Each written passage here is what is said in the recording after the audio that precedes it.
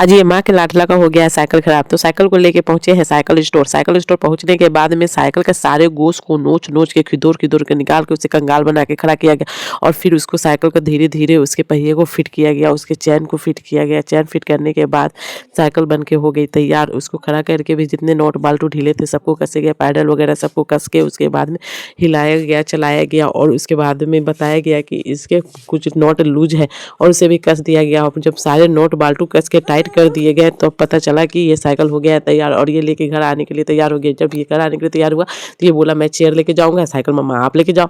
फिर मैं धीरे धीरे साइकिल लेके आई।